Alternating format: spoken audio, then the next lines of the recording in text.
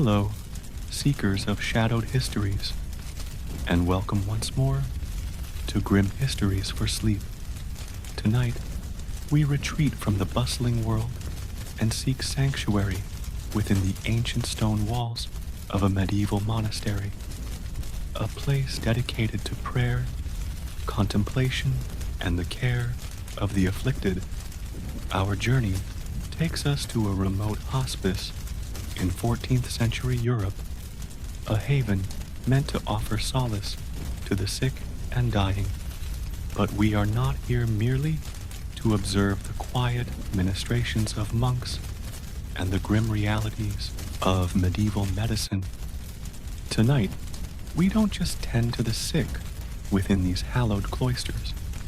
We descend into a place where unwavering faith battles an inexplicable pestilence, and a mysterious, terrifying, new affliction begins to transform this sanctuary of healing into a suspected gateway to hell itself, as whispers of demonic influence, cursed relics, and an evil that festers within the sacred heart of the community begin to drown out the holy vespers. The very stones of the hospice seem to sweat with an unholy dread.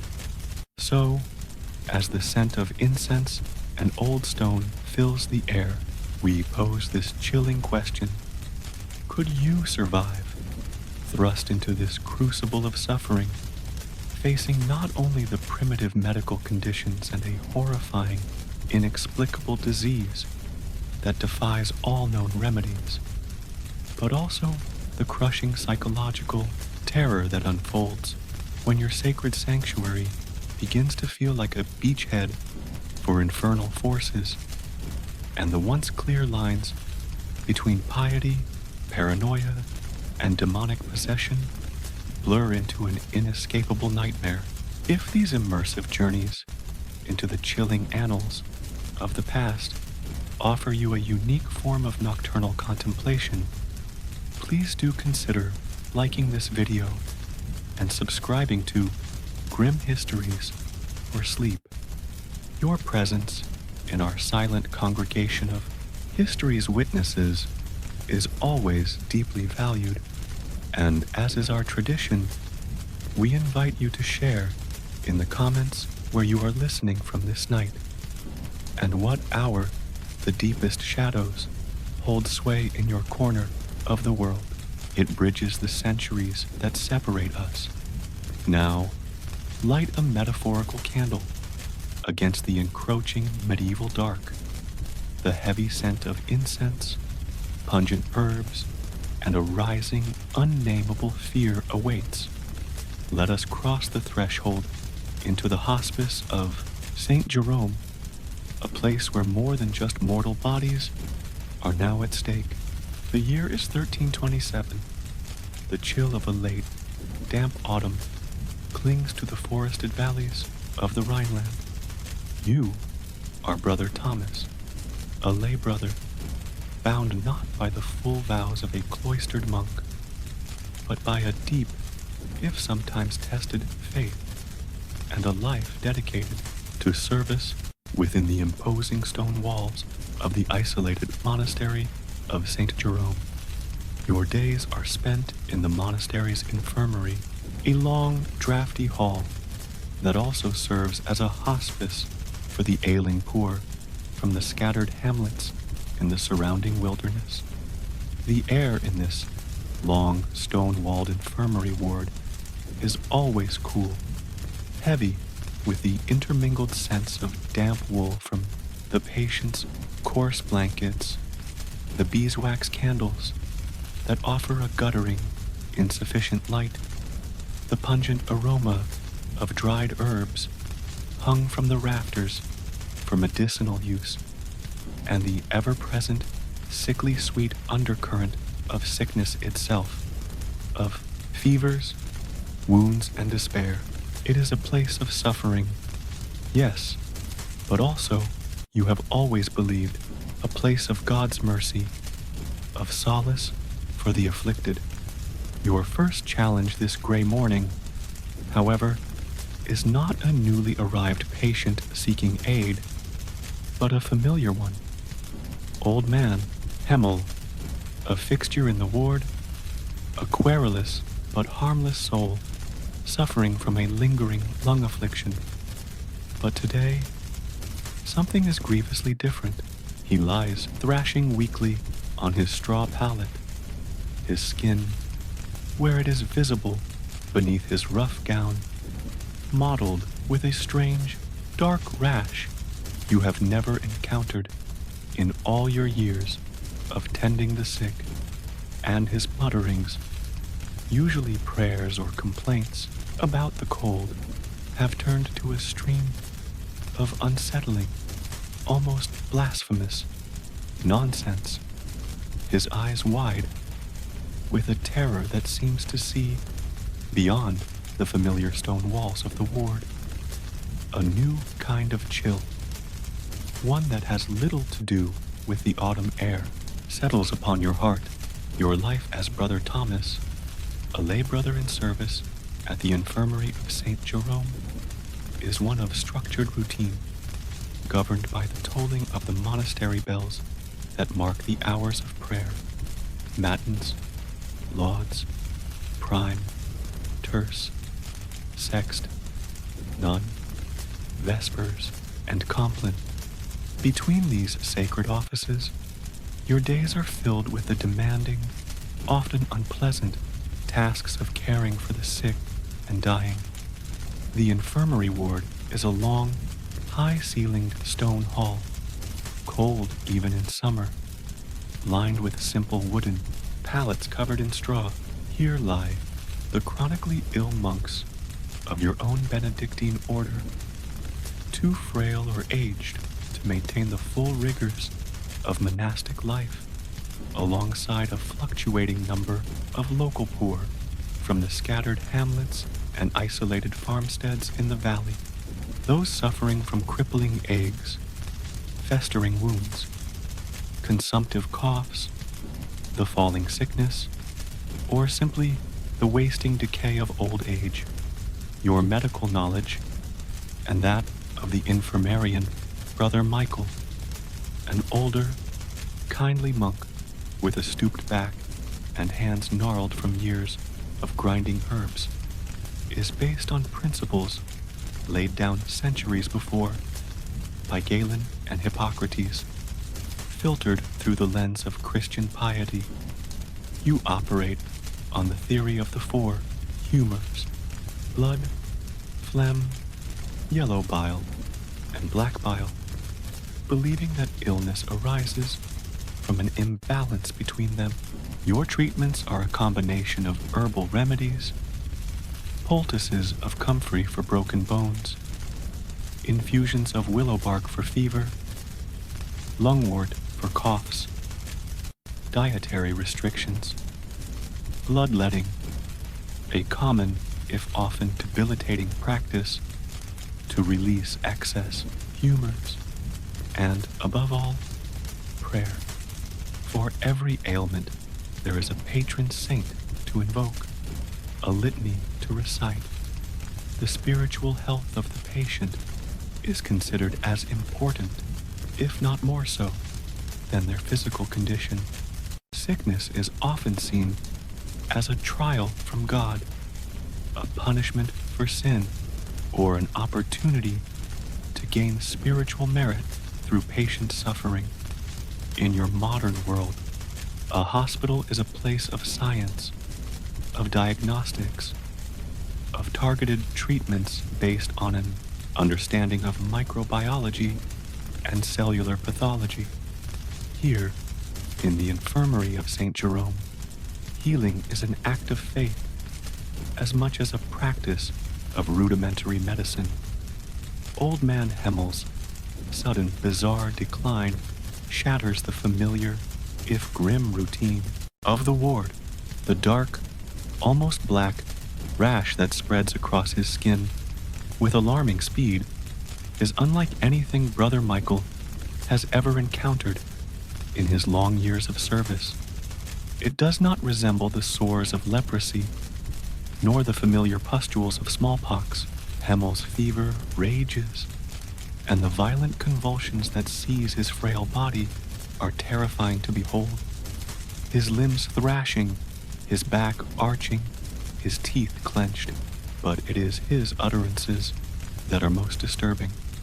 This simple, if often complaining, old man, who usually mumbled his rosary or fragments of psalms, now spews forth a torrent of vile, uncontrolled blasphemies. His voice, when he can form words, between fits, raspy, and filled with a shocking, unfamiliar venom. He curses God, the Virgin, the saints, his words echoing in the stone hall, causing the other patients to shrink away in fear, crossing themselves frantically.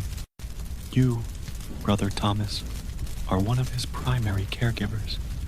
You try to soothe him, to wipe the sweat from his brow, to offer him sips of water or herbal infusions, but he often thrashes with unnatural strength, his eyes wide with a terror that seems to see things beyond the walls of the infirmary.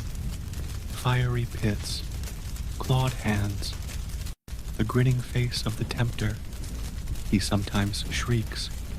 His touch, when his flailing hand makes contact, feels unnaturally cold, despite his burning fever. The familiar scent of sickness in the ward seems to be subtly changing around his palate, becoming sharper, more acrid, with an underlying note of something akin to sulfur, or so your fear-heightened senses suggest. Brother Michael is deeply troubled, his usual calm replaced by a worried frown that etches new lines onto his already careworn face. His herbal remedies have no effect. The prayers seem to fall on deaf ears, or worse, to provoke even more violent outbursts from the afflicted man.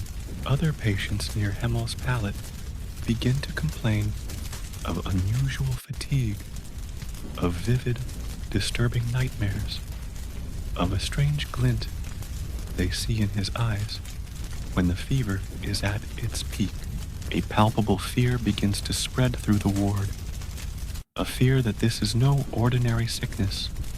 Then, after 3 days of this horrifying decline, old man Hemmel dies.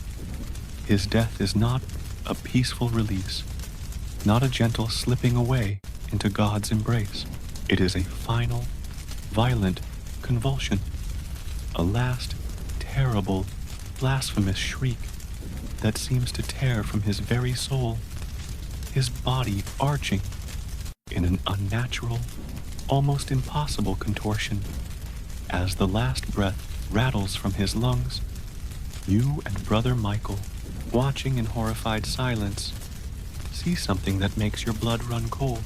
For a fleeting instant, as the life leaves him, you think you see a faint, dark, vaporous shadow rise from his mouth, like a wisp of black smoke dissipating into the cold air of the ward. And on his chest, where the rash was thickest, the dark marks seemed to coalesce briefly into a strange, almost symbolic, sigil-like pattern, before fading back into the mottled discoloration of death. Or did you imagine it in the flickering lamplight, your senses already overwrought by exhaustion and fear? The question will haunt you. The unfamiliar malady has claimed its first victim, leaving behind not just a corpse, but a terrifying, unholy mystery. The death of old man Hemmel, in such a violent and disturbing manner, sends a shockwave of fear and unease throughout the entire monastery of St. Jerome. Far beyond the walls of the infirmary, the details of his final hours, particularly his blasphemous cries and the unnatural contortions of his body, are whispered in hushed, terrified tones in the cloisters, in the scriptorium, Even during the usually silent meals in the refectory, the faint, dark vapor you and Brother Michael thought you saw, the strange sigil on his chest. These details, perhaps shared in a moment of distress with a trusted senior monk, begin to take on a life of their own, amplified by fear and this fertile medieval imagination. In a closed, devout community, like a monastery, any unexplained or unusual death is a cause for deep spiritual concern. It prompts introspection, a questioning of the community's spiritual health, a fear of divine displeasure, or, more terrifyingly, of demonic intrusion. The abbot, Father Wilhelm, a stern, deeply pious man, but one whose understanding of the world is rigidly framed by theology and a belief in the constant, active struggle between the forces of good and evil, is visibly troubled. He orders that Hemmel's body be buried quickly with all the prescribed rites, but also with an additional litany of prayers for protection against the snares of the enemy. The fear of contagion, though not understood in your modern scientific sense of germs and viruses, is nonetheless present. Sickness is often associated with bad air, with miasmas, or with a kind of spiritual taint that can cling to a place or a person. Brother Michael orders the infirmary ward to be thoroughly cleansed with vinegar and smoke from burning rosemary and juniper, traditional purifiers. Hemmel's straw pallet and meager belongings are burned, but these measures do little to dispel the palpable cloud of dread that now hangs over the infirmary. The whispers in the cloisters begin to coalesce around supernatural explanations. Was Hemmel cursed by someone he had wronged in his life before coming to the monastery? Did he harbor some terrible, unconfessed sin that opened his soul to demonic influence in his final, weakened moments? Some of the older monks, their minds steeped in hagiographies and tales of spiritual warfare, recall stories of saints being tormented by demons on their deathbeds, or of unholy spirits trying to snatch away the souls of the dying. Others point to omens that were, in hindsight, clearly ignored. Had there not been a violent thunderstorm of unusual ferocity just a week before Hemmel fell ill, the lightning striking unnervingly close to the monastery walls? Did not a flock of crows, those birds of ill omen, settle upon the roof of the infirmary wing for an entire afternoon, their black forms stark against the gray sky, their cawing a discordant mockery of the monk's plainchant? Such events, easily dismissed as natural phenomena in ordinary times, now take on a sinister significance, woven into the tapestry of burgeoning fear. Then, the true terror begins. Another patient, an elderly peasant woman named Agnes, who had occupied the pallet next to Hemmel's and had complained of his disturbing cries, falls gravely ill. Her symptoms are terrifyingly familiar. The same dark, spreading rash, the same raging fever, the same violent convulsions. And then, most horrifyingly, as you, Brother Thomas, try to offer her a spoonful of blessed water, she, a simple, devout woman who always clutched her wooden rosary, begins to scream vile obscenities, her voice distorted, her eyes filled with a wild, unfamiliar hatred. During the recitation of evening prayers in the ward, she lets out a string of uncontrolled, blasphemous curses that directly mock the sacred words. The fear in the infirmary becomes almost tangible. Patients who are still lucid try to move their pallets away from Agnes, their faces pale with terror. The other lay brothers and sisters assisting in the ward become hesitant, their movements furtive, their eyes wide with a dread that mirrors your own. You help Brother Michael prepare Hemmel's body for its hasty burial in the monastery's small, windswept graveyard. The task is grim, the body already showing signs of rapid, unnatural-seeming decay. As you sprinkle holy water upon the grave, you can't shake the feeling that something is terribly wrong, that this is more than just a virulent sickness. The whispers in the cloisters, once speculative, now take on a tone of horrified certainty. This is not a mere illness.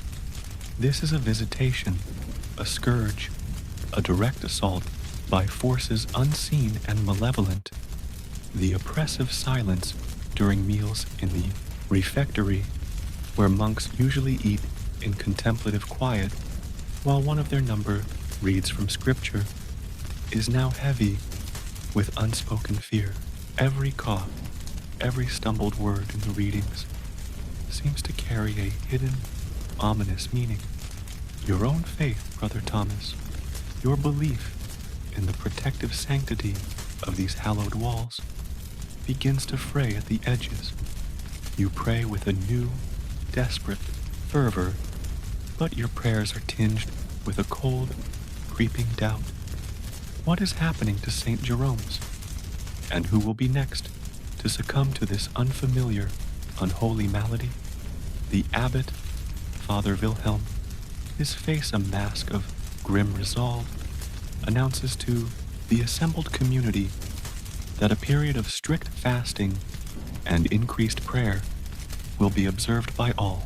It is clear he too now believes that the affliction tormenting the infirmary may have a spiritual rather than a purely physical origin, and that their only recourse lies in a desperate appeal to a higher and perhaps offended power. The abbots call for increased fasting and prayer, while undertaken with solemn diligence by the monks of St. Jerome, does little to halt the insidious creep of the unfamiliar malady. Like a dark stain upon fresh parchment, it spreads through the infirmary ward with terrifying speed and seeming deliberation.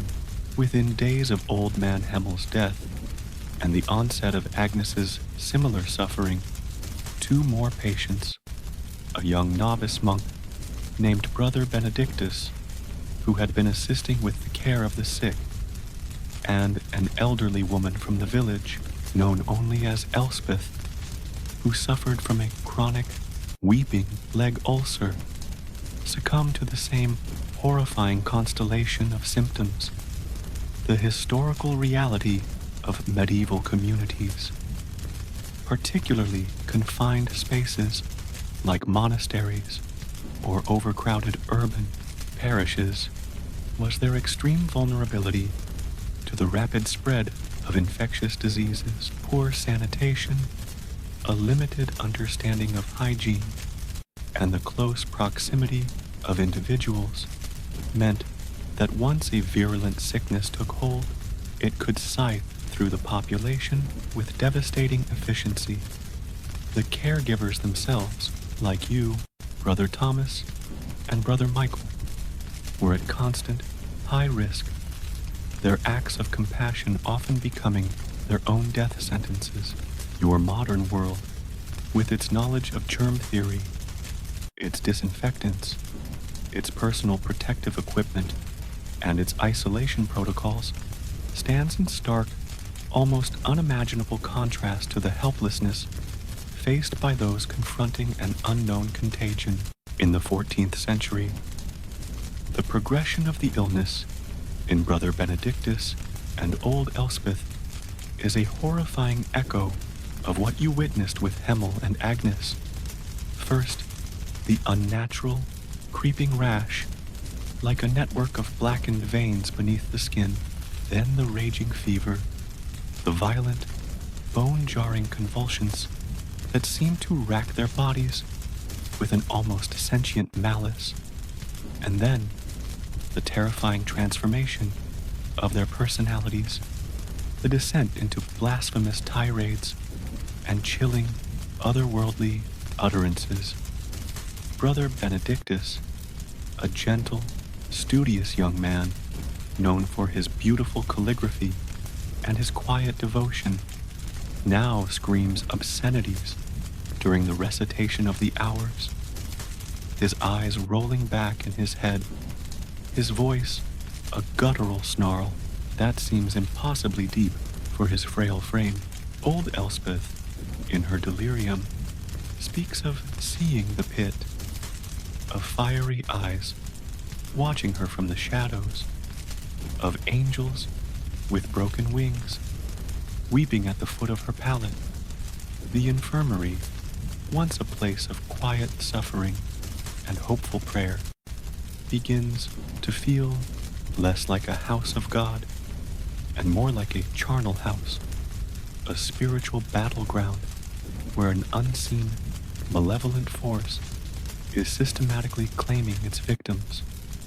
The few remaining patients who are still lucid are consumed by terror, their pleas to be moved, to be taken anywhere else, becoming more desperate, more frantic, but there is nowhere else for them to go. The monastery is isolated, and the fear of this strange, unholy sickness would ensure that no nearby village would offer them refuge. The rumors and superstitious explanations for the spreading stain of illness now gain even greater traction among the terrified monks and the few remaining lay workers. Some recall with renewed dread the story of a defiled holy relic, perhaps a bone fragment of a minor saint, or a piece of the true cross of dubious authenticity that had been brought to the monastery years ago by a traveling pilgrim of questionable repute. Could this relic be cursed, its sanctity violated, now unleashing its unholy power upon them? Or perhaps, as others whisper, it is the lingering curse of a heretic, a Cathar, or a Waldensian, who was captured and executed in the nearby forest a generation ago.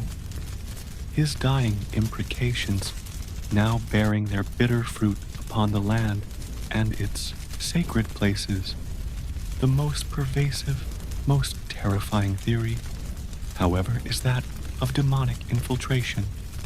Has a demon, or some lesser entity of the infernal host, found a way into the sacred precincts of St. Jerome? Has it taken root within the infirmary, drawn by the suffering, the despair, the spiritual vulnerability of the sick and dying, and now seeks to corrupt their souls, to turn their final moments into a blasphemous mockery of faith? The bizarre symptoms, the personality changes, the blasphemy, the visions of hellish landscapes seem to lend chilling credence to this idea. You, Brother Thomas, are working tirelessly, your days and nights a blur of tending to the afflicted, cleaning up their filth, trying to spoon a little broth or blessed water between their cracked lips, and listening to their terrifying, delirious cries. The fear of contracting the illness yourself is a cold, constant companion, a knot in your stomach that tightens with every cough you hear, every touch of fevered skin. You wash your hands obsessively in the cold water from the infirmary well, chew on bitter herbs, as Brother Michael advises, and pray with a desperation that borders on despair. But your faith is being stretched to its breaking point. How can a merciful God allow such suffering, such horrifying transformations within the walls of his own consecrated house? Is this a test of punishment, or has Saint Jerome truly become a gateway for some unspeakable evil? The sensory details of the infirmary are now an almost unbearable assault. The sight of multiple patients writhing in convulsive fits, their bodies slick with sweat, their eyes wide with an unseeing terror, the constant, overlapping sounds of their cries, their moans, their blasphemous shouts, echoing in the cold, stone hall, a symphony of damnation, the smell of sickness, of unwashed bodies, of fear, of death, now so potent, so overwhelming, that it seems to cling to your clothes, to your skin, to the very air you breathe, and through it all, the exhaustion, a bone-deep weariness that makes every movement an effort, every prayer a struggle. The spreading stain is not just on the bodies of the sick, it is on the soul of St. Jerome itself. One evening, as you are assisting Brother Michael in tending to the now gravely ill Brother Benedictus, the young novice lets out a final, piercing shriek, a string of Latin curses so vile, so perfectly articulated, that it makes even the stoic Brother Michael recoil in horror. Then Benedictus's body arches in a final, impossibly contorted spasm, his head thrown back, his eyes wide and staring not at the ceiling, but at something unseen, something terrifying, just beyond it. A single, dark tear, like a drop of ink, rolls down his cheek, and then he is still, dead, his body locked in that unnatural, tortured position. The spreading stain has claimed another, and the whispers in the cloisters are about to take a new, more dangerous turn. The horrifying death of Brother Benedictus, a young novice, known for his piety and gentle nature, his body unnaturally contorted, and his final words, a string of vile Latin curses, shatters the remaining composure of the monastic community at St. Jerome. If even one so devout, so seemingly innocent, can be claimed by this unholy affliction in such a manner, then who among them is truly safe? The fear, already a palpable entity within the monastery walls, now begins to curdle into something even more insidious: suspicion. In the medieval worldview, particularly within the confines of a religious order, collective misfortune of this magnitude was rarely seen as random or purely natural. It was often interpreted as a sign of a deeper spiritual malaise within the community itself, a consequence of sin, a breaking of vows, or most terrifyingly, the result of an internal corruption, an enemy within.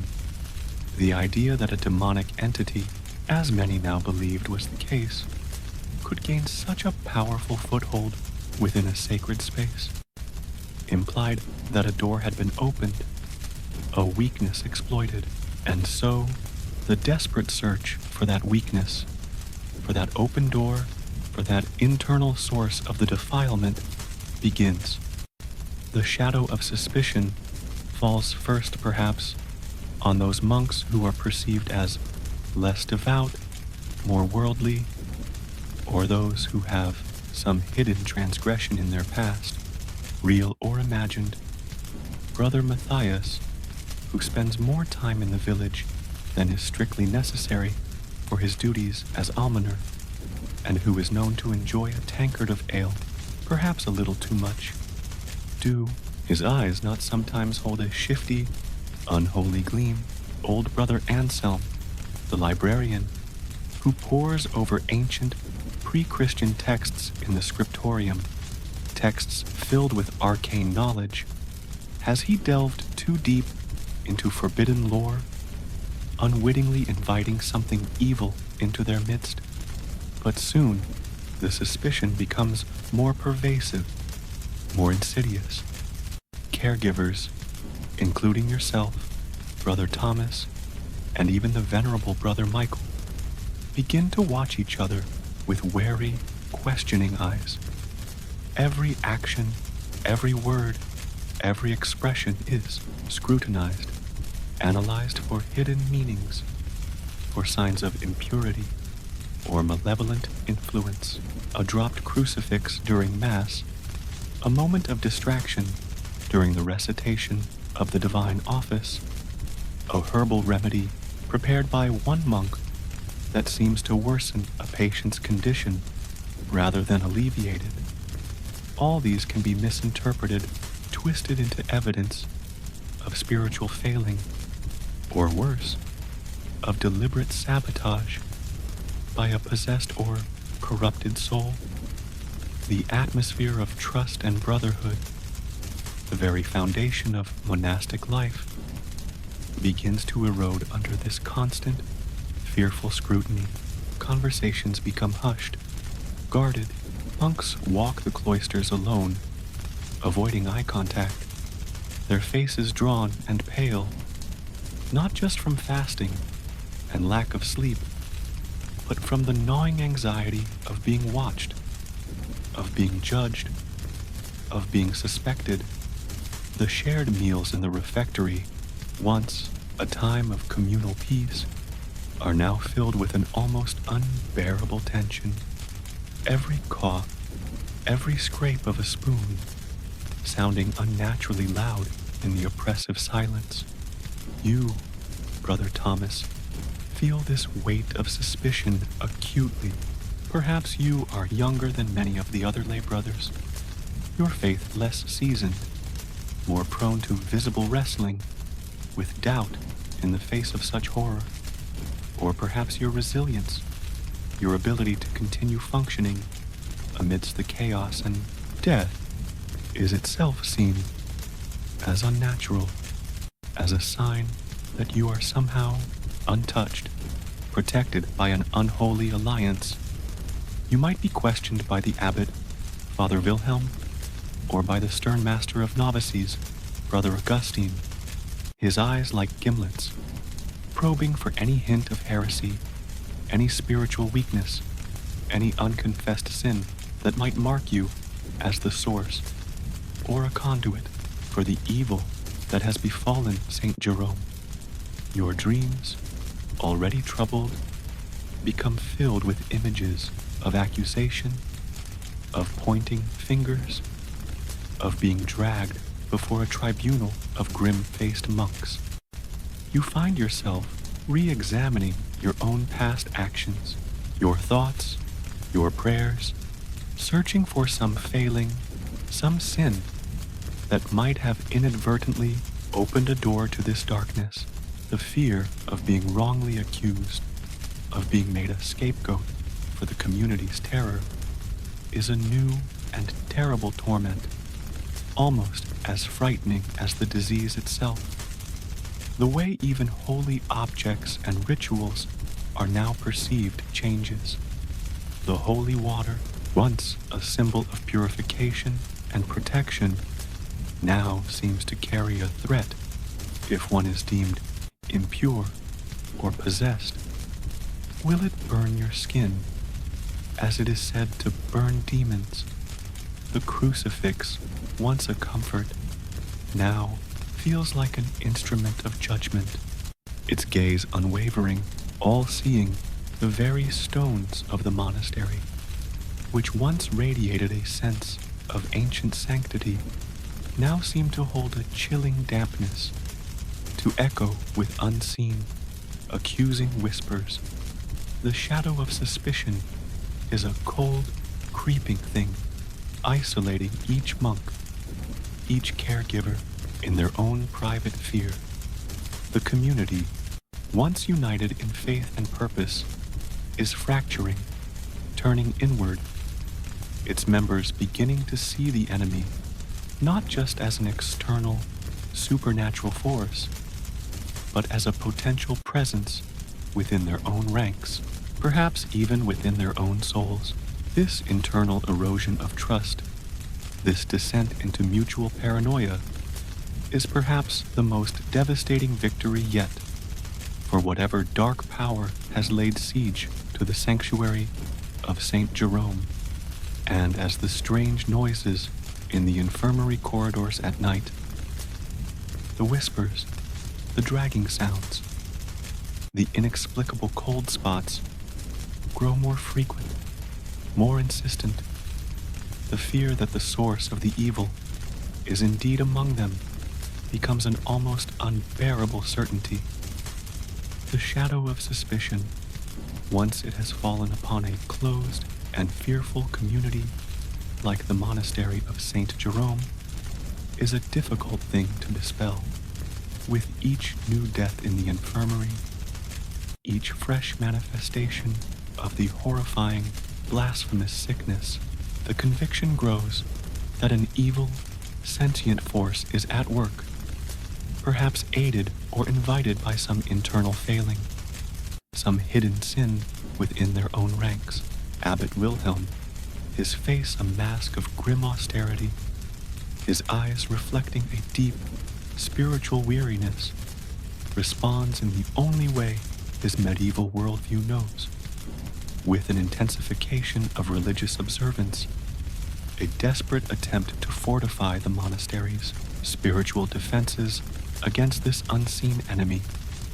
He orders increased night vigils, particularly within the blighted infirmary ward itself. Small groups of monks, including yourself, Brother Thomas, are assigned to keep watch through the long, dark hours from the end of Compline until the first bells for matins stir the monastery before dawn.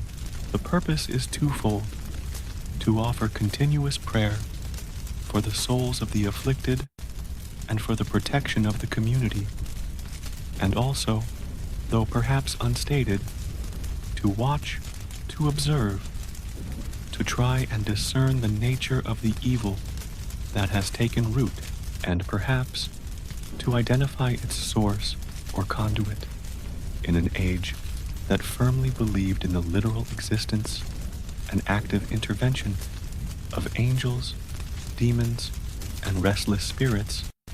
Such vigils were not merely symbolic. They were seen as a direct engagement in the spiritual warfare that constantly raged just beyond the veil of mortal perception.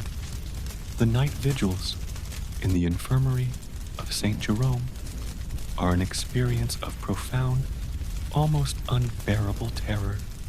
The Longstone Hall, by day a place of grim but familiar suffering, transforms after dark into a cavern of shadows and unsettling possibilities. A single, tall beeswax candle, its flame guttering and casting wild, elongated shadows, provides the only illumination, leaving the far corners of the ward and the pallets of the most grievously ill shrouded in an almost impenetrable blackness. The familiar sounds of the night, the moans of the sick, the rustle of straw, the distant hoot of an owl from the surrounding forest are amplified, distorted, taking on new, menacing meanings in the oppressive silence between prayers. You sit or kneel on the cold stone floor, your prayer book open before you, though the words often blur before your tired eyes. The chill of the ancient stones seeps into your bones, a damp, penetrating cold that no woolen habit can entirely repel. The air is thick with the smell of old incense from the day's services, mingled with the ever-present odors of sickness, unwashed bodies, and something else, something faintly fetid, subtly unnatural, that seems to cling to the very stones of the infirmary, a scent that whispers of decay beyond the merely physical. It is during these long, dark hours of the vigil that the unsettling phenomena, once sporadic or confined to the delirious ramblings of the dying, begin to manifest with a more direct, more chilling intensity. Shadows in the periphery of your vision seem to move on their own, to detach themselves from the walls and glide silently through the ward, always vanishing when you turn to look directly. The heavy oak door at the far end of the hall, the one leading to a disused storage cellar, creaks open slowly, then slams shut with a violent bang, though there is no discernible draft. Cold spots, pockets of air so frigid they raise gooseflesh on your arms, drift through the ward, sometimes lingering over the pallet of a particularly afflicted patient before moving on. The patients themselves, in their fevered delirium, cry out with renewed terror. They speak of a dark figure standing at the foot of their beds, its face obscured by shadow. They whimper about cold hands touching them, pulling at their blankets, whispering obscenities in their ears. One dying monk, Brother Leo, who had been a robust, cheerful man before the sickness took him, suddenly sits bolt upright, his eyes wide and staring at an empty corner, and screams, "It is here, the master of the flies. He comes for us all," before collapsing back, his breath a rattling sigh. You, Brother Thomas, and your fellow watchers experience these things with a mixture of abject terror and a strange, almost morbid, spiritual intensity. Exhaustion and fear undoubtedly play tricks on your senses. The human mind, starved of sleep and subjected to constant stress, can easily conjure phantoms from the shadows. Yet, some of the occurrences are too specific, too tangible, witnessed by multiple monks simultaneously, to be easily dismissed as mere figments of overwrought imaginations. Perhaps, during one such vigil, you have a personal, undeniable encounter. You might be praying near the pallet of Agnes, the peasant woman, her breathing shallow, her body convulsing weakly. Suddenly, you feel an icy blast of air. Though the shutters are secure, the single candle flame on the nearby table flickers violently, almost extinguishing. And in that instant of near darkness, you see it, or think you see it, a tall, impossibly thin shadow detaching itself from the deeper blackness behind Agnes's pallet, its form vaguely humanoid, but distorted, elongated, its head too large, its limbs too long. It seems to lean over Agnes, and you hear a faint, sibilant whisper like dry leaves skittering across stone, though you can discern no words. Then, as the candle flame flares up again, the shadow is gone. Agnes lets out a soft, sighing moan, and her breathing stops. The night vigils, intended to bring spiritual comfort and protection, instead become a nightly descent into a realm of deepening horror, confirming the monk's worst fears, that Saint Jerome is no longer just a sanctuary for the sick, but a place where the veil between worlds has worn thin, where unseen entities are actively, malevolently present. And when, one morning, after a particularly terrifying night of unexplained noises and visions, a small, intricately carved ivory crucifix, a minor but cherished relic kept in a niche in the infirmary chapel, is found lying on the floor before the altar, inexplicably broken in two, the last vestiges of doubt are swept away. This is sacrilege. This is a direct demonic assault. The whispers in the cloisters now turn to a single, desperate, and terrifying question. What must be done to drive out this entrenched evil? The discovery of the broken crucifix, a sacred relic defiled within the very heart of their sanctuary, galvanizes the terrified community of St. Jerome into desperate action. Abbot Wilhelm, his face a mask of grim determination, his eyes burning with a righteous fury that barely conceals a deeper, colder fear, concludes that prayer and fasting alone are insufficient against an enemy that dares to strike at the very symbols of their faith. He summons the chapter, the senior monks of the order, and after a long, fraught consultation, a decision is reached, one born of profound desperation and an unshakable belief in the reality of demonic warfare. A major rite of exorcism must be performed. This is not a decision taken lightly. While minor exorcisms and blessings for protection were relatively common in the medieval period, a full, formal rite of major exorcism was a serious, demanding, and potentially dangerous undertaking, reserved for cases of perceived demonic possession or profound spiritual infestation. It was a direct confrontation with the forces of hell, a spiritual battle waged with prayers, holy water, relics, and the full authority of the Church.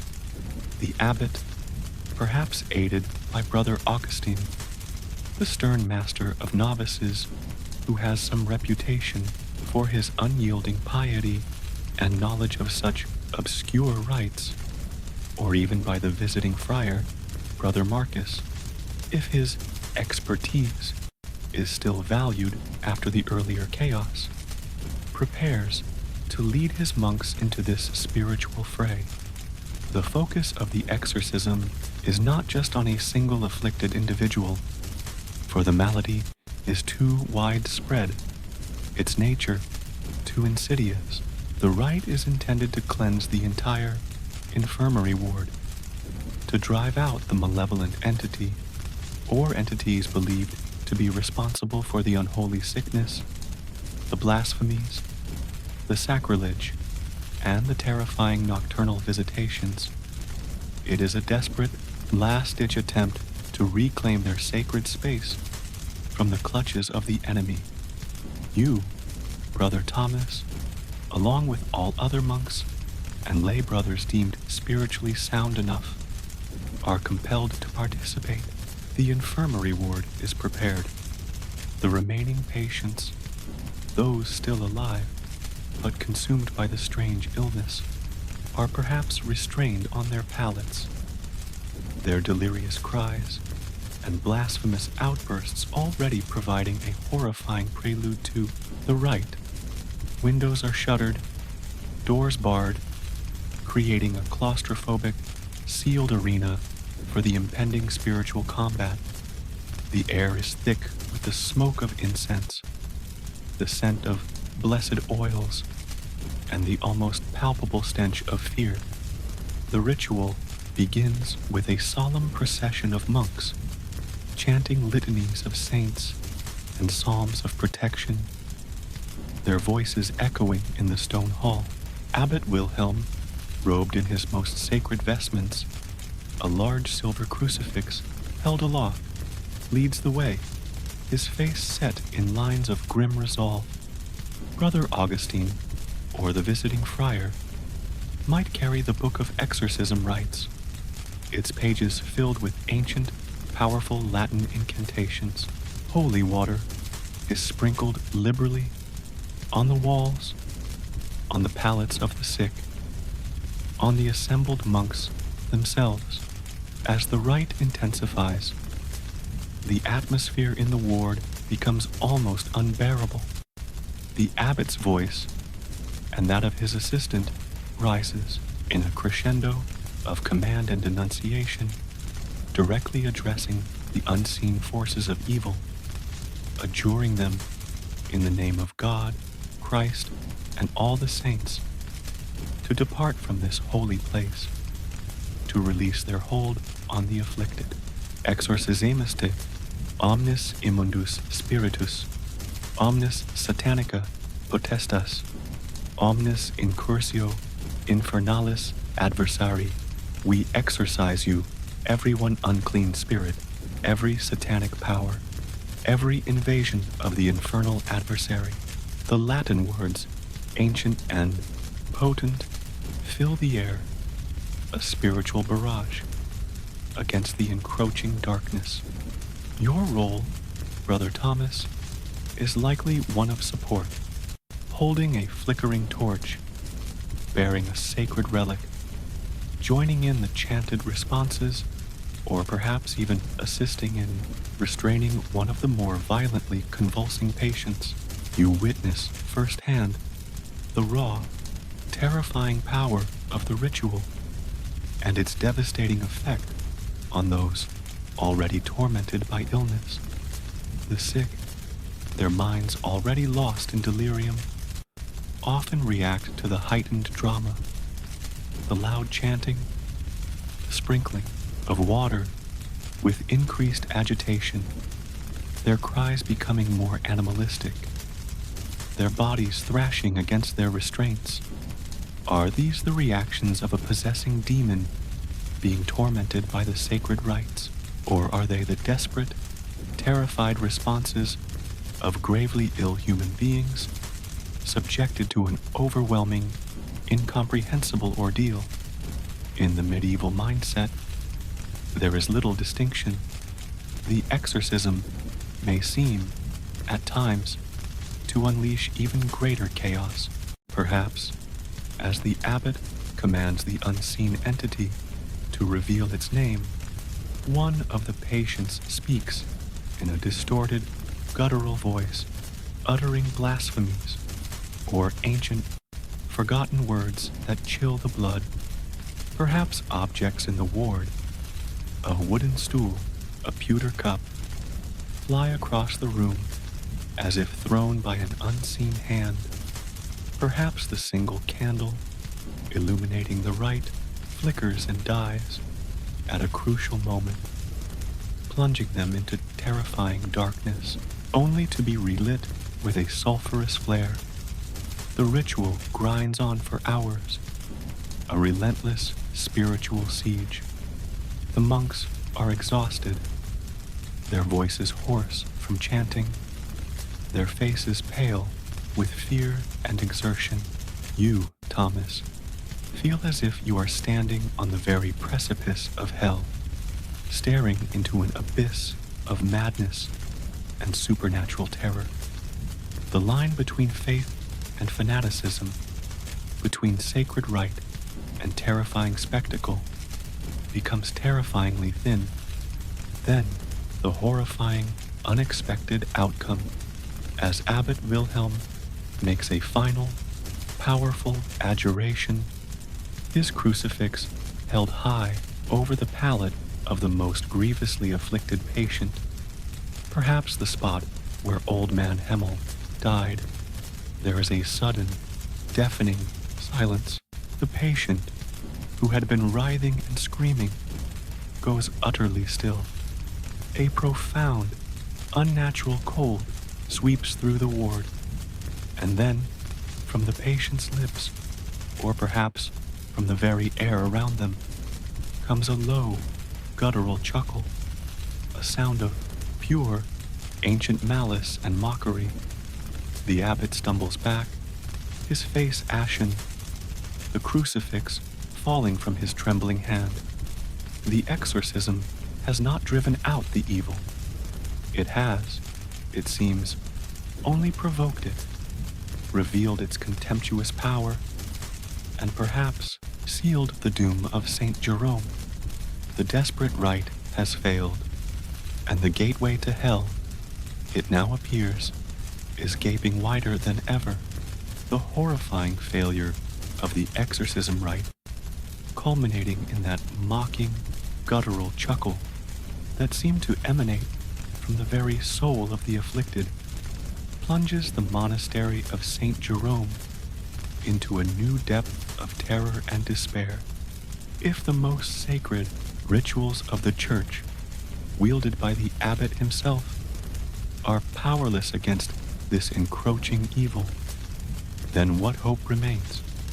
The infirmary ward, once a place of healing, however rudimentary, and spiritual solace, now feels less like a sanctuary and more like a cursed antechamber to hell itself. And for you, Brother Thomas, and the few remaining caregivers and patients within its stone walls, it becomes a veritable prison. The fear of the contagion, or the demonic influence, as most now believe it to be, is so profound that the rest of the monastery effectively seals off the infirmary wing. Heavy wooden doors that normally stood open, allowing for the passage of monks bringing food, supplies, or spiritual comfort, are now barred from the outside. Communication with the main monastery becomes infrequent, strained. Food and water are left by terrified novices at a designated point, retrieved by you or Brother Michael with a sense of profound isolation. It is a quarantine born not of medical understanding, but of supernatural dread, a desperate attempt to contain the unholy blight within the already defiled space. For those of you still within the infirmary, a dwindling number of caregivers, as some succumb to the illness or to sheer terror, and a handful of patients too sick to move or too frightened to contemplate escape, the world shrinks to these cold, shadow-haunted stone walls. The fear of leaving, even if an opportunity presented itself, is now mixed with the equally potent fear of remaining. To venture outside the infirmary, even into the main monastery grounds, is to face the averted gazes, the whispered accusations, the palpable terror of your brethren who now see you not as a suffering soul or a dedicated caregiver, but as a potential carrier of an unimaginable evil, a walking contamination. The outside world, the small village of Waldheim in the valley below, which once looked to the monastery of Saint Jerome for spiritual guidance and physical aid, now views it with superstitious horror. Smoke from the monastery's chimneys is seen as a sign of infernal fires. The tolling of its bells, once a comfort, now sounds like a death knell for the entire region. Supplies from the village, already meager due to the remote location and the coming winter, dwindle to almost nothing. No farmer dares approach the monastery gates with offerings of grain or vegetables.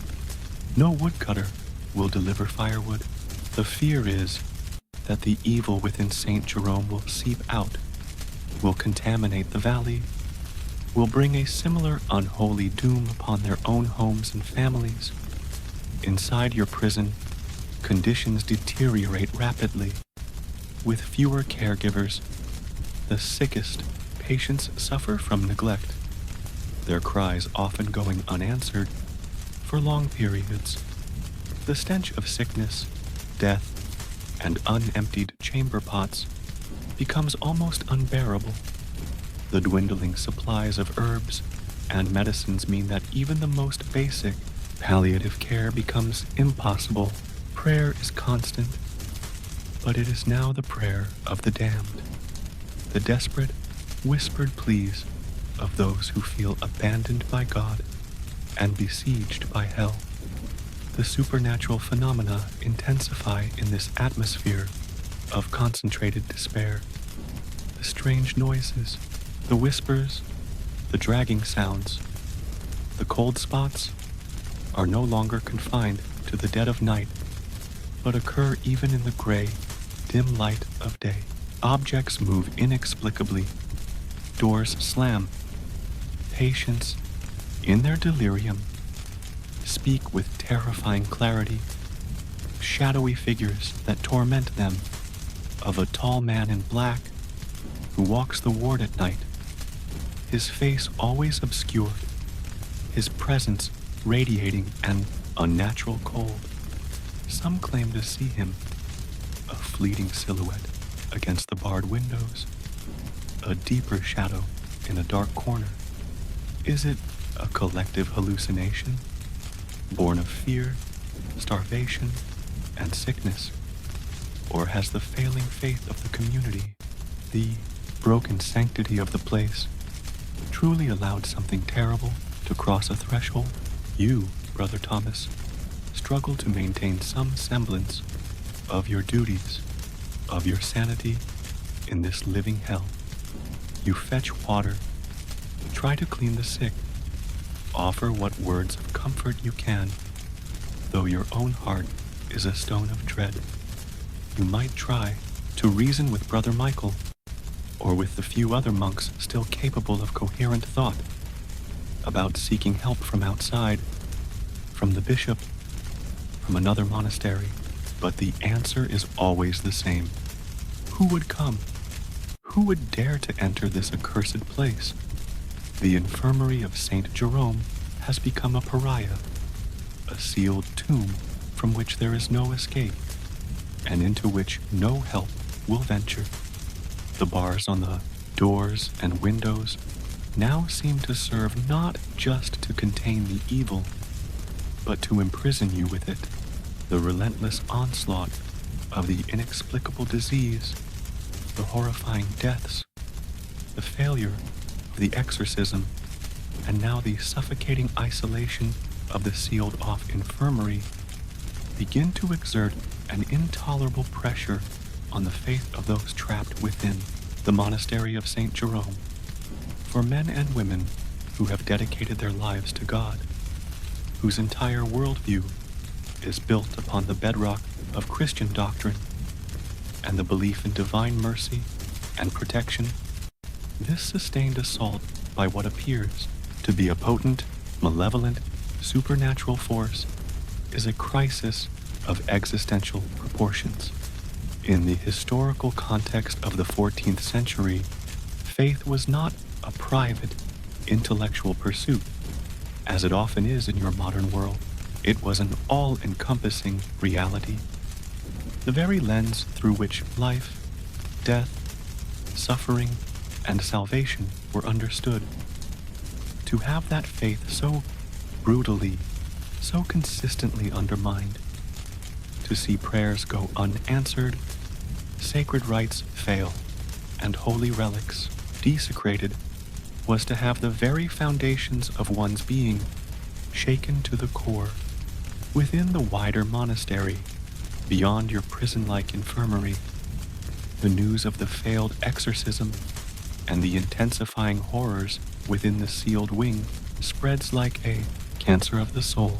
Some monks, particularly the younger or less spiritually resilient, begin to openly question God's plan, His mercy, His very presence. Why has He abandoned St. Jerome? What terrible sin has their community committed to warrant such a devastating, unholy punishment? Whispers of heresy, of a hidden corruption within their ranks that has invited this demonic scourge, resurface with greater intensity. Some monks succumb to a kind of religious hysteria, their piety tipping over into fanaticism.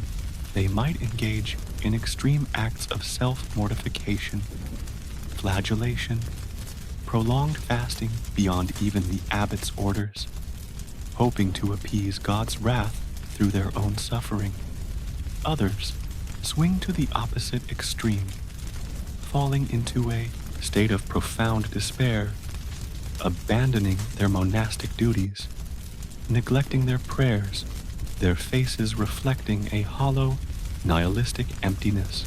A few, it is whispered, have even deserted their posts, scaling the monastery walls in the dead of night, fleeing into the wilderness, choosing the unknown dangers of the outside world over the known horrors within.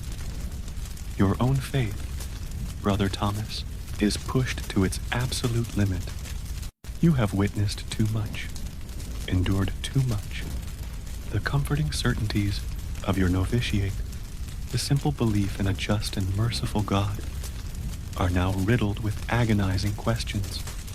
You continue to pray, to go through the motions of your religious duties, but your words often feel hollow, your heart filled with a cold, unfamiliar doubt. You look at the suffering around you, the tormented patients, the despairing Brother Michael, the fear in the eyes of your fellow lay brothers and sisters, and you struggle to find any divine purpose, any meaning in this relentless agony. Brother Michael himself, the old infirmarian who has devoted his life to caring for the sick in the name of Christ, seems to be slowly breaking. His hands tremble more. His prayers are often interrupted by fits of weeping. His once kind eyes now hold a haunted, distant look. He might confide in you, his voice barely a whisper, his doubts about God's presence, his fears that they are truly alone, abandoned to the forces of darkness. Where is he, Thomas? He might croak, his face a mask of despair. Why does he not hear us? Have we become anathema in this atmosphere of shattered faith and rising panic? More extreme, desperate ideas begin to take root. Some of the monks, particularly those more prone to superstition or fanaticism, might begin to suggest abandoning the sick entirely. They are lost souls, one might argue, his voice hoarse with fear. The demon has claimed them. To tend to them is to risk our own immortal souls, to invite the contagion into our own hearts. We must seal off the infirmary completely. Let God sort the wheat from the chaff. Such pronouncements, unthinkable just weeks before, now find a terrifying resonance among those whose faith has been replaced by a primal fear of contamination, both physical and spiritual. The moral fabric of the community is unraveling.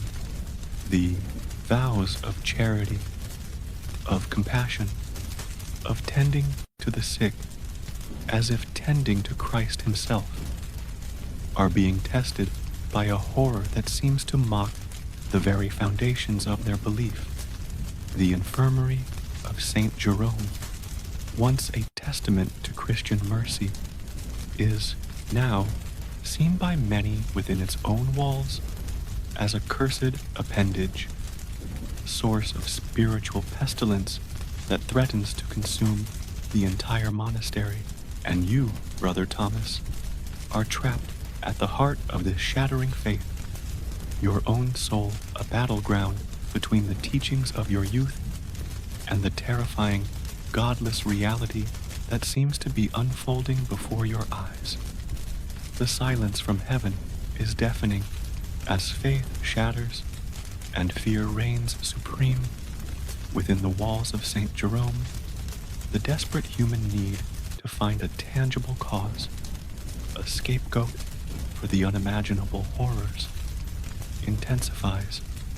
The theories of a cursed relic or a heretic's lingering malediction are still whispered, but a new, more immediate, and far more dangerous suspicion begins to take root, that the evil is not just an external force that has infiltrated their sanctuary, but that it resides within or is being actively channeled by one of their own number The search for the accused within begins, a desperate witch hunt in miniature, fueled by paranoia, superstition, and the breakdown of monastic discipline. This pattern of inward-turning suspicion is a common historical response to inexplicable and overwhelming crises, from plague outbreaks to periods of social upheaval when external enemies are unseen or unbeatable. Communities often turn upon themselves, identifying and purging those perceived as different, unclean, or somehow responsible for their misfortune. In the highly charged, spiritually focused environment of a medieval monastery gripped by demonic panic, this tendency can become particularly potent and destructive. Suspicion, once a general miasma, now begins to coalesce around specific individuals. Perhaps it is Brother Albrecht, a newer arrival to the monastery, a man with a quiet, introspective nature that is now misinterpreted as secretive, even sinister. Does he not spend too much time alone? Are his prayers not sometimes unusual in their fervor or their quietness? Or perhaps it is Sister Agnes, one of the lay sisters who assists in the infirmary, a woman known for her knowledge of herbs, some of which are now whispered to be ingredients for darker concoctions.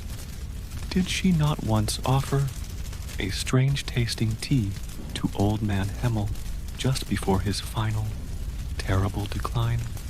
Even you, Brother Thomas, are not immune. Your continued survival amidst the dying, your ability to function despite the horrors, might be seen by some as unnatural. Do you not seem strangely untouched by the spiritual malaise that affects others? Do you not spend more time than most with the most grievously afflicted, as if you have some understanding, some rapport with the forces at play?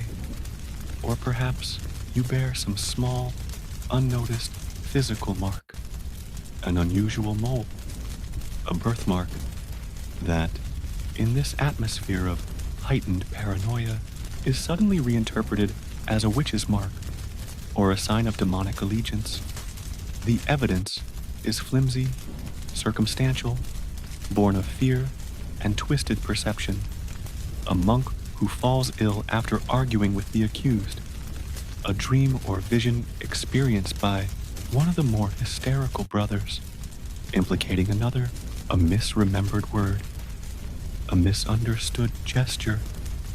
In this cauldron of fear, anything can become proof. The process is insidious. It begins with sidelong glances, with hushed whispers that cease when the suspected individual approaches. Then come more open accusations, often during chapter meetings or even in the refectory, breaking the sacred silence. The accused is isolated, shunned, their every action scrutinized for further signs of guilt.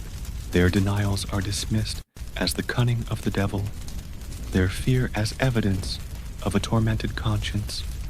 Let us imagine that the focus of this terrible suspicion falls most heavily upon a young lay sister, Elsbeth, who has been particularly devoted in her care for the sickest patients, often staying with them through their final, terrifying moments.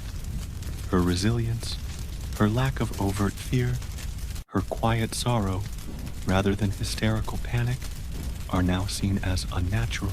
It is whispered that she communes with the dying in ways that are not entirely holy, that she perhaps even eases their passing through unhallowed means, or worse, that she is the one who brings the final demonic torment upon them. Someone recalls seeing her near the disturbed relic just before the troubles began. Another claims to have heard her humming strange, unsettling melodies while tending the sick.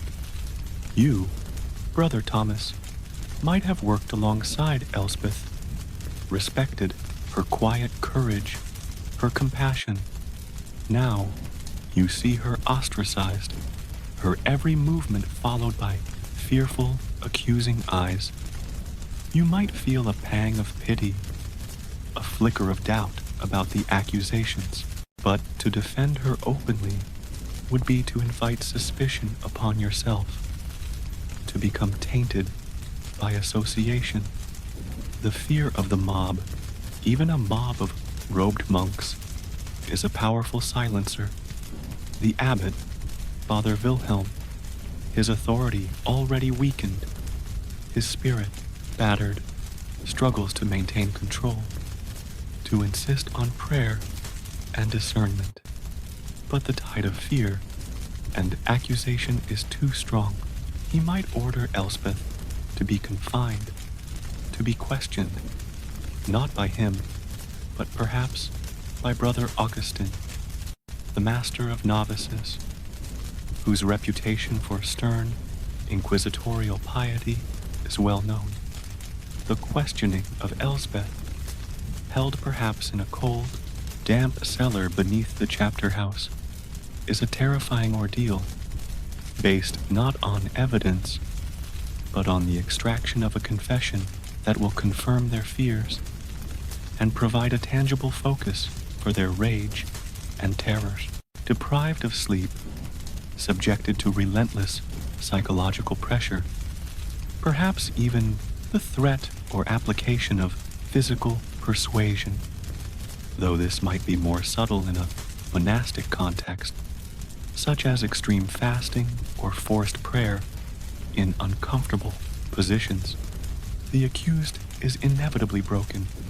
Elspeth, terrified, exhausted, confused, might confess to anything, to witchcraft, to demonic pacts, to being the conduit for the evil that plagues Saint Jerome, simply to make the torment stop.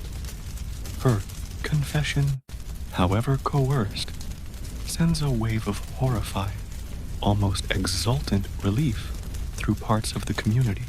They have found their witch, their demoniac, the source of their suffering. The accused within has been unmasked. Now, only the question of her punishment, her purging from their sacred community, remains, and the methods for such a purging in an age that believed so fervently in the physical reality of spiritual evil could be terrible indeed. While the unfortunate Sister Elspeth, or whichever individual becomes the focus of the internal accusation, awaits her terrible fate, another related theory begins to gain terrifying currency within the besieged monastery of Saint Jerome. It is the belief that the evil plaguing them is not just diffuse or solely embodied in one possessed individual, but that it has a specific physical locus, a point of entry, a veritable gateway to hell, somewhere within the sacred confines of the monastery itself, most likely within the accursed infirmary wing. This idea, common in medieval folklore and demonology, posits that certain places, through sacrilege, bloodshed, the presence of unholy relics, or even specific geographical or astrological alignments, can become thinned veils between the mortal world and the infernal realms. Once such a gateway is opened, it is believed demonic entities can pass through more easily, spreading their corruption and pestilence. The monks, desperate for a tangible explanation and a focal point for their spiritual warfare, begin to search for this supposed gateway. Every dark corner of the infirmary, every sealed-off cellar, every ancient, forgotten crypt beneath the chapel becomes a source of fearful speculation, the spot where old man Hemmel died his horrifying, blasphemous death, and where the dark vapor was supposedly seen, is an obvious candidate, or perhaps it is the niche where the sacred relic was found broken, a clear sign of demonic victory and defilement. The theory is fueled by the ongoing, inexplicable phenomena, the strange noises, the whispers, the dragging sounds, the disembodied weeping, seem to emanate from specific locations, often from below ground or from a particularly old and crumbling section of the infirmary wall. Cold spots linger stubbornly in certain areas, resistant to any attempt to warm them with fires or extra blankets. Objects near these suspected gateways are frequently disturbed. Crucifixes fall from walls. Candles are inexplicably extinguished. Holy water seems to evaporate with unnatural speed. Patients housed near these unholy spots suffer more acutely, their delirium more violent, their blasphemies more pronounced, their deaths more terrifying.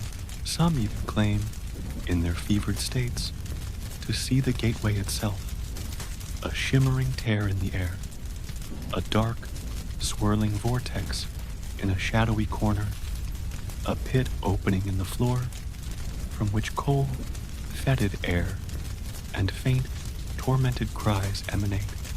You, Brother Thomas, are likely drawn into this obsessive, fearful search. Perhaps Brother Michael, his mind increasingly fixated on finding a supernatural cause, insists that you help him investigate a sealed-off section of the ancient foundations beneath the infirmary, a place rumored to have been part of a pre-Christian shrine. Armed with flickering torches and holy relics, you descend into the damp, lightless, cobweb-choked spaces, your heart pounding with every scuttling rat, every drip of water, every gust of unseen air that makes your torch flame dance.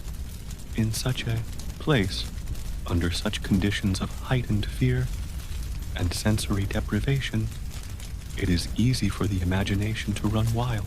You might find strange, unsettling carvings on the old stones, half erased by time, that seem to depict monstrous, demonic forms.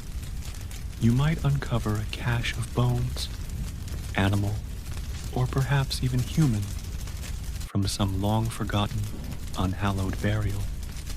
You might hear sounds that seem to come from within the very earth, deep guttural groans, or faint, rhythmic drumming, as if from some infernal forge far below. The discovery of any such evidence, however ambiguous, electrifies the monastery. This, they believe, is it. This is the source.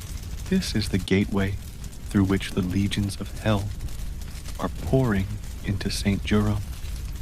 The focus of their efforts now shifts from merely tending the sick or exorcising individuals to confronting this perceived breach in the spiritual fabric of their world. Abbot Wilhelm, perhaps convinced by these findings, or simply yielding to the overwhelming pressure from his terrified monks, orders that the suspected gateway be sealed, purified, reconsecrated. This becomes a new, desperate ritual. Monks work in shifts, day and night, perhaps to wall up an ancient tunnel with newly blessed stones and mortar, to bury a cursed object deep in consecrated ground, or to hold a continuous, unbroken vigil of prayer and chanting around the defiled area, sprinkling it constantly with holy water, surrounding it with burning candles and sacred relics. The atmosphere during these efforts is one of almost unbearable tension.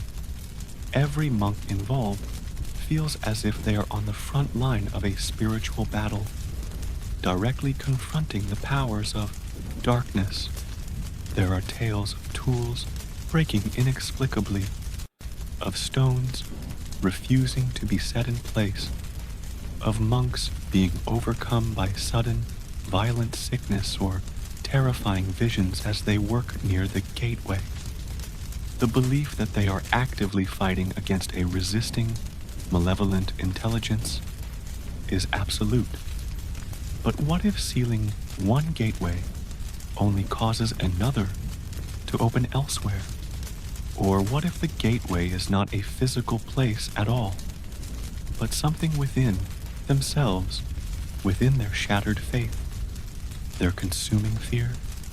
The gateway theory, while offering a tangible focus for their efforts, also deepens the sense of a pervasive, insidious evil, an evil that has breached their most sacred defenses and turned their sanctuary into a battlefield where their very souls are the prize. Amidst the escalating terror, the desperate rituals, and the search for demonic gateways, the grim, relentless reality of death continues its daily harvest in the infirmary of St. Jerome.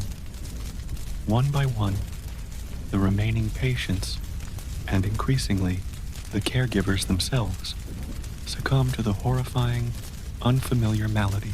And for you, Brother Thomas, whose life has become a seemingly endless cycle of tending to the dying, the administration of last rites, and the witnessing of final, agonizing breaths, each death is a fresh stab of grief, fear, and spiritual desolation.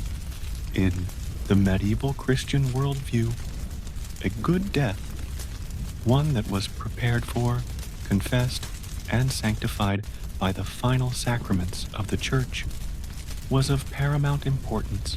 It was seen as the culmination of a life lived in faith, the final crucial step in ensuring the soul's passage to purgatory or paradise, rather than eternal damnation. To die unshriven, without the comfort of the last rites, was a terrifying prospect for any believer. And so, despite the overwhelming chaos and your own exhaustion and fear, you and the few remaining priests and monks capable of doing so strive to provide this final spiritual solace to the dying. But in the context of this unholy affliction, even the sacred ritual of the last rites becomes fraught with terror. The patients, in their delirium, often resist. Their blasphemous outbursts and violent convulsions making it almost impossible to administer the extreme unction, to hear their often incoherent confessions, or to place the consecrated host upon their tongues. Their final words, when they can speak at all, are frequently not of peace, repentance, or hope for salvation, but terrifying, cryptic pronouncements, or vivid, hellish visions that seem to confirm the presence of a demonic tormentor at their deathbed. You might be tending to Brother Michael, the old infirmarian, your mentor and friend, now himself in the final stages of the dreadful illness. His once kind eyes are wide with a terror that seems to see beyond the stone walls of his cell. He clutches your hand with a strength that belies his wasted frame. His voice, a ragged whisper. "They are here, Thomas," he might gasp. His gaze fixed on an empty corner, the shadows. "They have faces. Oh, the faces. They are pulling me down into the fire." His confession, when you try to hear it, is a jumbled mess of childhood sins, terrified pleas for mercy, and chilling, fragmented descriptions of demonic tormentors. As you anoint him with the holy oils, his body arches in a final, terrible spasm. A single word, perhaps Gehenna, or some untranslatable demonic name, hissed from his lips before he falls silent. The importance of ensuring a good death and the sheer horror of witnessing these bad deaths weighs heavily on your soul. Each such passing feels like a victory for the forces of darkness, a soul snatched away despite your most fervent prayers. The air in the infirmary seems thick with the presence of these tormented, unhallowed departures. Sometimes, the final words of the dying are not of hellish visions, but of a strange, almost seductive peace offered by a beautiful dark angel or a gentle guide in a black cowl who promises an end to suffering, a release from pain, if only they will come with him. These accounts are, in some ways, even more disturbing to the monks, suggesting a subtle, deceptive evil at work, luring souls away with false promises. The fear of what happens after death also intensifies, with so many dying in states of terror and blasphemy. There is a growing dread that their souls are not finding peace, that they are being dragged directly to hell, or worse, that they are becoming part of the malevolent force that plagues the monastery, their tormented spirits joining the ranks of the unseen tormentors.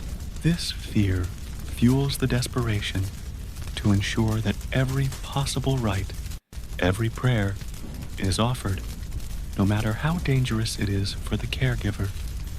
You, Brother Thomas, become a reluctant expert in these horrifying deathbed scenes.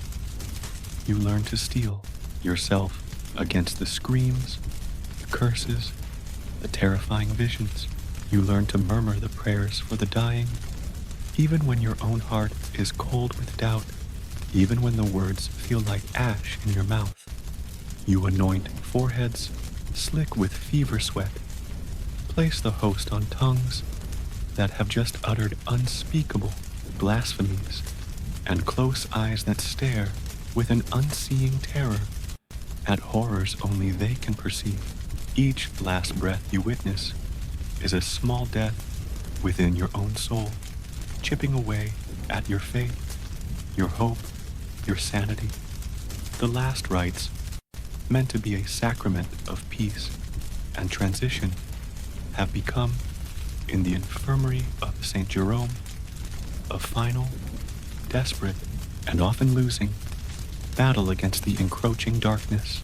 The monastery of St. Jerome is dying, not just its inhabitants, but its spirit, its sanctity, its very reason for being. The infirmary ward is now little more than a charnel house, the few remaining patients and caregivers moving like specters through a landscape of unrelenting horror. The demonic presence, or the collective belief in it, has become so overwhelming that it has choked out almost all semblance of normal monastic life. Prayers are tinged with terror, silence is filled with imagined whispers, and every shadow seems to hold a lurking menace. The situation has become untenable. Abbot Wilhelm, his face a mask of hollow-eyed despair, his authority shattered, his faith pushed to its breaking point, knows that a final, drastic measure is required. He has seen his monks decimated, his sanctuary defiled, his most sacred rites mocked. The gateway to hell, whether a physical place or a spiritual breach, remains stubbornly open, spewing forth its unholy pestilence in the historical context of medieval responses to seemingly incurable and spiritually unclean outbreaks, particularly in isolated institutions. The idea of a cleansing fire, either literal or metaphorical, was a desperate, ultimate recourse. Perhaps the abbot, in a final, terrible council with the few remaining senior monks, orders that the most afflicted and defiled part of the monastery, the infirmary wing itself, be abandoned, sealed off completely, and then, if possible, put to the torch. This was a known, if extreme, historical measure to deal with buildings believed to be incurably infected by plague or other virulent diseases. A desperate attempt to purify the site through fire, to burn out the corruption, both physical and spiritual. The screams of any remaining inmates, too sick or too mad to be moved, would be a horrifying, but, in their desperate minds, necessary sacrifice to save the rest of the monastery, to prevent the evil from spreading further. You, brother Thomas, might be faced with this horrifying prospect. Do you obey the abbot's desperate, brutal order? Do you participate in sealing the doors, knowing that living souls, however tormented, however possessed, remain within? Or do you, at this final juncture, choose defiance, choose a desperate act of compassion, even if it means your own certain damnation in their eyes? Alternatively, the cleansing fire might be metaphorical, a spiritual rather than a literal conflagration. The abbot might declare the infirmary utterly and irrevocably lost to demonic forces, ordering its complete abandonment, its doors sealed with holy relics and dire warnings, its memory to be expunged, effectively making it a dead, cursed appendage to the living body of the monastery.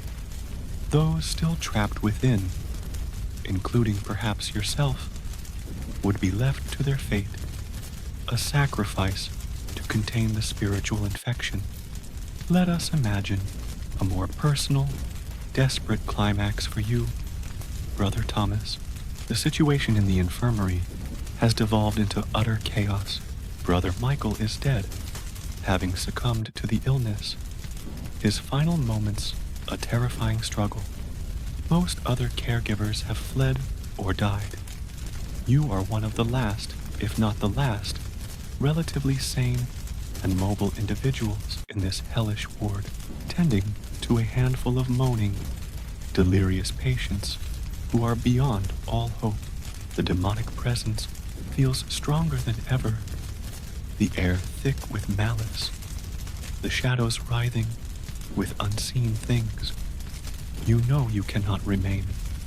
To stay is certain death, either from the disease or from the encroaching madness. But to flee feels like a betrayal of your vows, of the suffering souls still clinging to a wretched existence around you. Your choice is stark, a slow, horrifying demise in this accursed place, or a desperate flight into the unknown, abandoning your post, your community, perhaps even your God, or perhaps there is one last soul you feel compelled to try and save. A young novice, Brother Gregor, not yet fully consumed by the blasphemous madness, who still shows flickers of his former gentle self, who still whispers prayers for mercy between his terrifying fits. Can you, in a final act of compassion that defies the overwhelming despair, attempt to carry him out, to escape this gateway to hell with at least one soul snatched from its grasp? The escape itself would be an ordeal, navigating the dark, silent, fear-haunted corridors of the main monastery, avoiding the terrified, suspicious eyes of any remaining monks who might see you as contaminated as a fleeing demoniac, reaching the outer gates, finding them barred not just against intruders, but against those trying to escape the cursed precinct. Let us say you make that desperate choice. You manage, through some combination of stealth, luck, and perhaps a final surge of adrenaline-fueled strength, to carry or guide the weakening Brother Gregor out of the infirmary, through the deserted cloisters, and towards a little-used postern gate in the monastery's outer wall. As you struggle with the rusty bolt, you hear it, the low, guttural chuckle, the sound of mocking laughter, echoing from the direction of the infirmary, as if the entity within is amused by your futile efforts. Certain of its ultimate victory, you burst out into the cold, pre-dawn air of the forest. The sounds of Saint Jerome, the distant, fearful chanting, the occasional scream, the oppressive silence, fading behind you. Brother Gregor is a dead weight in your arms, his breathing shallow. You stumble on, driven by a primal need to escape, to put as much distance as possible between yourself and that house of horrors. You do not know if Brother Gregor will survive. You do not know if you yourself have escaped the physical contagion or the spiritual taint that seems to cling to St. Jerome. The monastery, your former sanctuary, is lost, a beacon of madness and despair in the wilderness. Your escape is not a triumph, but a flight into a new uncertainty, a new desolation. You have survived the gateway to hell, but its shadows, its whispers, its chilling laughter will haunt you for the rest of your days. The cleansing fire has consumed your old life, leaving only the ashes of doubt and a gnawing, unanswerable fear.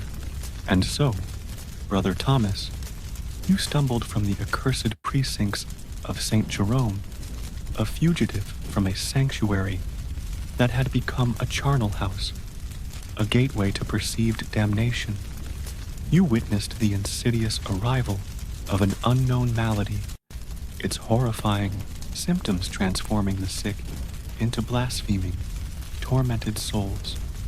You saw medieval medicine and fervent prayer prove utterly helpless. You felt the chill of supernatural dread as whispers of cursed relics and demonic infiltration gave way to terrifying certainties in the minds of your brethren.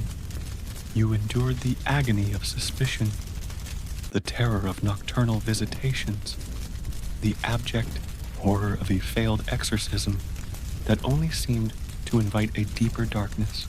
You saw faith shatter, brotherhood curdle into paranoia, and a sacred space become a prison of both physical and spiritual torment, culminating in your desperate, ambiguous flight into the wilderness, the mocking laughter of unseen things echoing behind you. We must then confront the question as the cold light of a new, uncertain day breaks through the forest canopy. Could you have truly survived such an ordeal? Perhaps your body, through some miracle or sheer fortune, has thus far evaded the full grip of the physical pestilence, but could your soul, your faith, your very sanity have emerged intact from the fall of St. Jerome? Could you withstand the spiritual desolation of seeing your sacred haven become a crucible of hellish suffering, where every prayer felt like a mockery and every shadow seemed to writhe with an ancient, malevolent intelligence? Survival in such a place is not merely the absence of death, but the preservation of some core of self amidst the utter collapse of meaning and belief.